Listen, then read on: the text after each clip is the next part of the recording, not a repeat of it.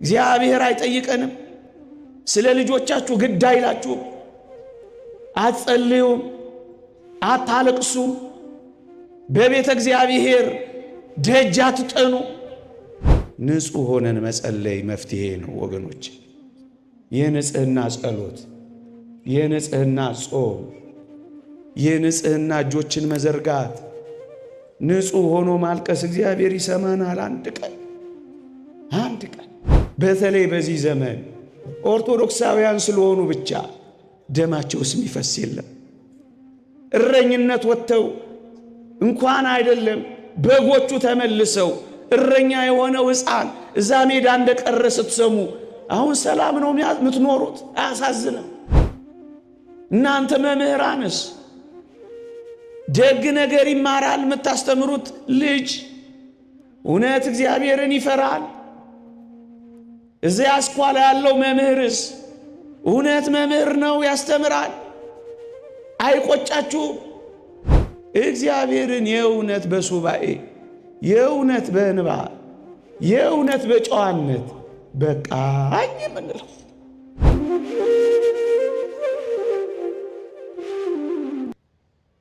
ምእመናን፣ ዛሬ የቤቱ ቅናት ሊያቃጥለን ይገባል። ምክንያቱም እዚህ ካለነው በላይ እደጅ ያለው በግ ይበልጣል። ከተረፈው በግ ይልቅ የዓለም አውሬ የበላው በግ ይበልጣል። ይሄ ምንኛ ያቃጥላል! ይሄ ምንኛ ይነዳል! ምእመናን፣ እናንተስ ያቃጥላችኋል? ይነዳችኋል እንዴ? ማህሌት ውስጥ ሳይሆን ናይት ክለብ ውስጥ ያለው ይነዳችኋል?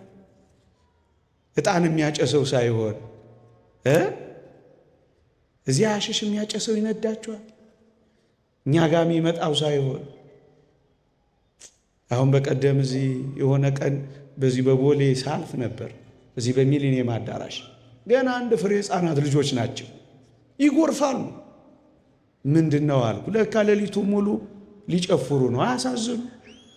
እንዴት ያሳዝኑ! ከስተዋል፣ ጠውልገዋል፣ ጠቁረዋል። ከንፈሮቻቸው፣ አይኖቻቸው እንቅልፍ ካጡ በጣም ብዙ ጊዜያቸው እንደሆነ ያሳውቃል። አንጀታቸው ጥብቅ ብሏል። ሱሪያቸው በመከራ ነው እነሱ ጋር ያለው። ቆሜ እያየሁ አዘንኩላቸው። ይሄ ያቃጥላችኋል? ምእመናን፣ ከሰበክነው በላይ ያልሰበክነው አይበዛ? ካቀረብነው በላይ ያላቀረብነው፣ ከሰማው በላይ ያልሰማው አይበዛ? አሁን ይሄ ብቻ ነው አገልግሎታችንና ልካችን? ምእመናን፣ አሁን እግዚአብሔር ልጆቼን ጠብቃችኋለሁ ይለናል። ወላጆችስ እረኞች እኮ ናችሁ። ልጆቻችሁን ጠብቃችኋል። ወደ ለምለሙ መስክ ወደ ጌታችን አምጥታችኋቸዋል። ይሄንን ዕጣን አሸትቷችኋል። እነዚህን ቅዱሳት መጻሕፍት ነው እንዲገልጡ የሚያደርጓቸው። የት ላይ ነው የጣላችኋቸው? እግዚአብሔር አይጠይቀንም? ስለ ልጆቻችሁ ግድ አይላችሁም? አትጸልዩም? አታለቅሱም? በቤተ እግዚአብሔር ደጅ አትጠኑ? እረኞች እኮ ናችሁ። እናንተ መምህራንስ ደግ ነገር ይማራል የምታስተምሩት ልጅ እውነት እግዚአብሔርን ይፈራል? እዚያ አስኳላ ያለው መምህርስ እውነት መምህር ነው ያስተምራል? አይቆጫችሁም? ደግ ያልሆነ ነገር የሚያስተምር ነገር ሲፈጠር አይነዳችሁም? አያቃጥላችሁ? የእግዚአብሔር ቤት የልጆቹ ቅናት አይዛችሁ? እናንተ ሕዝብንስ የምታስተዳድሩ ትንሽ አያቃጥላችሁ? የሚንከራተት ሕዝብ ስታዩ፣ ኑሮ የከበደው እንደ ቀንበር የሰበረው ሕዝብ ስታዩ ትንሽ አያሳዝናችሁ? የሚበላው አቶ ኩርምት ብሎ የሚያድር አንጀቱ የታጠፈ የሚሄድበት የጠፋው የሚሰራው ያጣ የሚማረው የሚቀጥረው ያጣ ሰው ትንሽ አያሳዝንም? ሚንገላታ የእግዚአብሔር ሕዝብ አያሳዝንም? ይሄስ ቤቱ አያቃጥልም? እስመ ቅንዓተ ቤትከ በልዓኒ። ይህ ቤት ቅናት እንደዚህ እኮ ነው ከፍ እያለ እንደዚህ እኮ ነው እየሰፋ የሚሄደው ወገኖቼ። ምእመናን በዚህ ዘመንስ እንደ እውነት እንነጋገር ከተባለ ሌላ የቤቱ ቅናት የሚበላን የለም። ብዙ የክርስቶስ ማደሪያዎች የሆኑ በተለይ በዚህ ዘመን ኦርቶዶክሳውያን ስለሆኑ ብቻ ደማቸውስ የሚፈስ የለም። እረኝነት ወጥተው እንኳን አይደለም በጎቹ ተመልሰው እረኛ የሆነው ሕፃን እዛ ሜዳ እንደቀረ ስትሰሙ አሁን ሰላም ነው የምትኖሩት? አያሳዝንም? የልጆቹ ቅናት አይበላችሁ? ከቤት ወጥተው ደጅም በቀደም አንድ ሰው አግኝቻለሁ። አንድ ሀገር ሄጄ ከቤታችን ወጥተን ጫካ ማደር ከጀመር 4 ዓመታችን ነው አለኝ። እንግዲህ እዛ ሀገር ነዋሪ ነው፣ ሌላ ቦታ ተሰዶ መጥቶ መኖር ያልቻሉስ የቤቱ ቅናት አይበላንም? መቼ ነው የምር የእውነት እኔና እናንተ የቤቱ ቅናት በልቶንና አቃጥሎን እግዚአብሔርን የእውነት በሱባኤ የእውነት በእንባ የእውነት በጨዋነት በቃኝ የምንለው? የቤቱ ቅናት ይበላኛል፣ ይበላናል፣ ይሰማናል፣ ያቃጥለናል። እንደ ሙሴ እንደ እረኛው ሙሴ ምንድን ነበር ያደረገው? እረኛው ሙሴ ይህ ሕዝብ ከሚጠፋ ከሕይወት መጽሐፍ እኔ ልጥፋ ነው ያለው ሙሴ። እንዲህ አይነት እረኞች ያስፈልጉናል። ከመንጋው ፊት የሚበሉ እረኞች ያስፈልጉናል። ስለ በጋቸው የሚሰዉ እረኞች በዚህ ዘመን ያስነሳልን እግዚአብሔር ያስፈልገናል። ያላቸውን የሚተዉ ስለ መንጋው የሚኖሩ በመንጋው የሚኖሩ ሳይሆን ስለ መንጋው የሚኖሩ እንደነዚህ አይነት እረኞች ያስፈልጉናል። ሙሴ እንደሱ ነው ያለው። ይህን ሕዝብ ከምታጠፋ ከሕይወት መጽሐፍ እኔ በፈርዖን ቤት ካለው ቅምጥልነት ይልቅ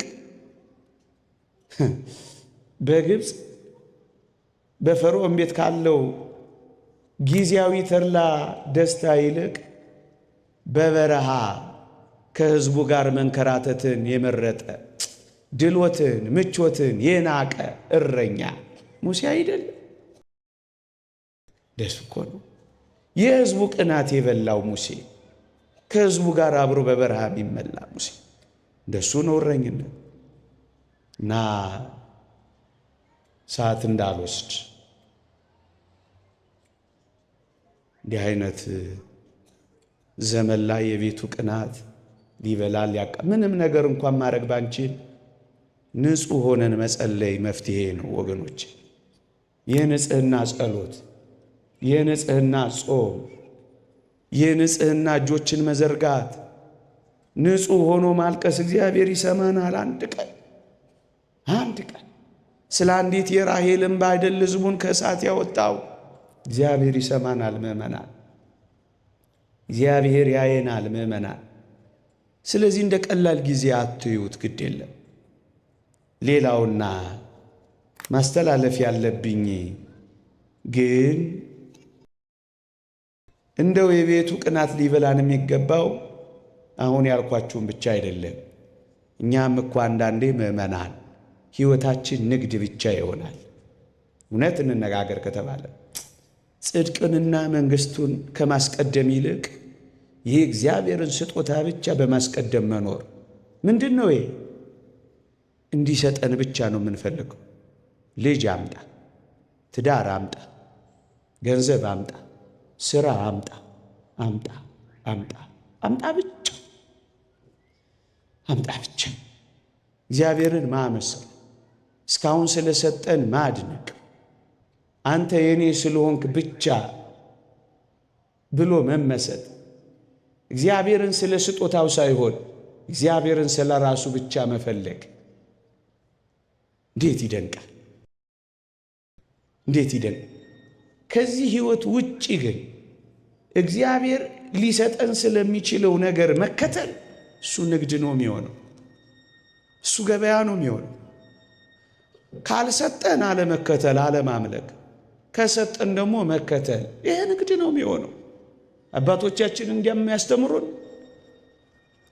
ለነፍስ ጥቅም ለእግዚአብሔር ፍቅር ተብሎ ካልሆነ በቀር ጸሎትም ሱባኤም ጾምም አገልግሎትም ለነፍስ ጥቅም ለእግዚአብሔር ፍቅር ካልሆነ ንግድ ነው የሚሆነው ነው የሚሉት ነጋዴዎች እንዳሉ።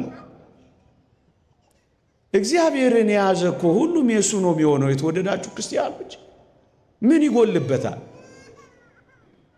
የኔ የሆነው ሁሉ ያንተ ነው እኮ ነው የሚለው። እዛ ሉቃስ ወንጌል ምዕራፍ 15 ላይ ያንን አባት አላያችሁትም? ለምን ድርሻዬን አትሰጠኝም አለው። ልጄ ሆይ የኔ የሆነው ሁሉ እኮ ያንተ ነው አለ። እግዚአብሔር ያንተ ከሆነ የእግዚአብሔር የሆነው ሁሉ ያንተ ይሆን የለ። ስለዚህ የእግዚአብሔር የሆነውን ሁሉ ከማሰስና ከመፈለግ ይልቅ ራሱን ሁሉ በሁሉ የሆነውን ሁሉን በእጁ የያዘውን ራሱን አትይዘው። እሱን ለቀህ እሱ የሚሰጥህን ጥቃቅን ነገር ለምን ትፈልጋለህ? ዋናውን ባለጸጋውን እሱን አትይዘው። እሱን ከያዝክ እኮ ሁሉ ያንተ ነው የሚሆነው። ለነፍስ ጥቅም ለእግዚአብሔር ፍቅር ተብሎ ነው የሚደረገው። አለበለዛ ንግድ ነው፣ ገበያ ነው የሚሆነው። ገበያ ነው የሚሆነው። ሙሴ በውሃ ክርክር ምክንያት እግዚአብሔርን ቢያሳዝን እግዚአብሔር ወደ ከነዓን አትገባም አለው። ልብ በሉ፣ ከነዓን እንደማይገባ ሙሴን ነገረው። ግን ሙሴም እንዳረገ ታውቃላችሁ? አገልግሎቱን የቀጠለው። ምክንያቱም ሙሴ እግዚአብሔርን የተከተለው ስለ ከነዓን አይደለም፣ ስለ ራሱ ስለ እግዚአብሔር ነው። ወዳጄ እግዚአብሔርን የምንከተለው ስለ ራሱ ስለ እግዚአብሔር ነው እንጂ ስለ ምንም ነገር አይደለም። ይልቅ ጸሎት፣ ይልቅ ሱባኤ፣ ይልቅ በየገዳማቱ መንከራተታችንን መዞር፣ የበቁ አባቶች ፍለጋ ዙረታችንን ለነፍስ ጥቅም ለእግዚአብሔር ፍቅር እናድርገው። አለበለዛ ለዕድሜ ማርዘሚያ፣ ለንብረቴ መጥቀሚያ፣ ለግዛቴ ማቅኛ፣ ለጠላቴ መጉጃ እያለ የምንጸልየው ጸሎት የምንይዘው ሱባኤ ንግድ ብቻ እንዳይሆን ያስፈራል። ስለዚህ የነፍስ ጥቅም የእግዚአብሔር ፍቅር ላይ ማተኮር፣ ከዚያ ሌላው ሁሉ ይመጣል ይጨመራል። በቃኝ እስክትለው አቁም እስክትለው ያዘው እስክትለው ድረስ ያጎርፈዋል። መሸከም እስኪያቅት ድረስ ነቅንቆ ጠቅጥቆ ያሳቅፋል። ንግድ እንዳይሆን ይህ የተሰጠን ሰውነትን በመንፈስ ቅዱስ ጸጋ ሀብት የሆነ የእግዚአብሔር ቤቱ ነን ይላል የእግዚአብሔር ቃል። ማደሪያው ነን እኛ። ይህን ማደሪያውን ሰውነታችንን የተወደዳችሁ ክርስቲያኖች የንግድ ቤት እንዳናደርገው፣ የመጣ የሄደው ሁሉ እንዳይሰማራበት። የእግዚአብሔር ማደሪያ ነው፣ የንጽህና ማረፊያ ነው። የርኩሰት ቤት እንዳና ይሄ ንግድ ነው የሚሆነው። ተግሳጽና ጅራፍ የሚያስነሳው ይሄ ነው። ቅድስናን ፍጹም እያደረግን ራሳችንን ከሚያረክሱ ነገሮች እንለይ እንዳለው ቅዱስ ጳውሎስ ቤቱ ነን። ቤቱ ከሆነ ምን እናድርግ? ንጹሕ አድርገን እንጠብቀዋል። እግዚአብሔር የሚያርፍበት እናድርገዋል። ወዳጆቼ እግዚአብሔር በዚህ ሰውነት እንዲያርፍ ንጹሕ ሆኖ መጠበቅ አለበት። ቤቴ ይለዋል። ቤቱ ነን አላለም ቅዱስ ጴጥሮስ? እሱ ደግሞ ቤቴ ይለዋል። እኔ በእርሱ እሱም በእኔ ያድራል እንዳለው እንዲያድርብን ምን እናድርግ? እናጽዳዋል፣ ንጹሕ እናርገዋል። የአምልኮት ሕይወት መፈጸሚያ መንፈሳዊ ቤት ለመሆን እንሰራ። ያን ጊዜ እግዚአብሔር በዚህ ሰውነት ያድራላ።